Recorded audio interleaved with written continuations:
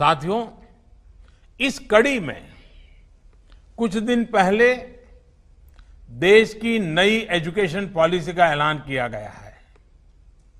ये पॉलिसी 21वीं सदी के नौजवानों की सोच, उनकी जरूरतें, उनकी आशाओं, अपेक्षाओं और आकांक्षाओं को देखते हुए बनाने का व्यापक प्रयास हुआ है। 5 वर्ष तक देश भर में इसके हर बिंदु पर व्यापक डिबेट और डिस्कशन हुए हैं, हर स्तर पर हुए हैं और तब जाकर ये नई नीति बनी है। ये सच्चे अर्थ में पूरे भारत को, भारत के सपनों को, भारत की भावी पीढ़ी की आशा आकांक्षाओं को अपने में समेटे हुए नई भारत की शिक्षा नीति आई है। इसमें हर क्षेत्र, हर राज्य के विद्वानों के विचारों को समाहित किया गया है और इसलिए ये सिर्फ एक पॉलिसी डॉक्यूमेंट नहीं है, बल्कि 130 करोड़ से अधिक भारतीयों की एस्पिरेशंस का रिफ्लेक्शन भी है। साथियों, आप भी अपने आसपास देखते होंगे, आज भी अनेक बच्चों को लगता है कि उनको एक ऐसे विषय के आधार पर जज किया जाता है जिसमें उसका कभी इंटरेस्ट था ही नहीं।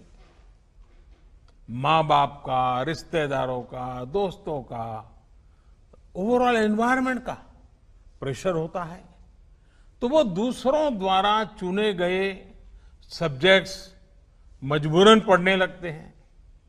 इस अप्रोच ने देश को एक बहुत बड़ी आबादी ऐसी दी जो पढ़ी लिखी तो है, लेकिन जो उसने पढ़ा है उसमें से अधिकांश उसके काम नहीं आता है। डिग्रियों के अंबार के बाद भी वो अपने आप में एक अधूरापन महसूस करता है।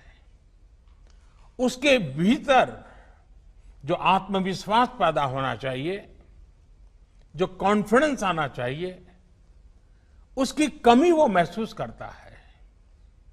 इसका प्रभाव उसकी पूरी लाइफ की जर्नी पर पड़ता है। साथियों, नई एजुकेशन पॉलिसी के माध्यम से इसी अप्रोच को बदलने का प्रयास किया जा रहा है। पहले की कमियों को दूर किया जा रहा है। भारत की शिक्षा व्यवस्था में अब एक सिस्टमेटिक रिफॉर्म, शिक्षा का इंटेंट और कंटेंट दोनों को ट्रांसफॉर्म करने का प्रयास है।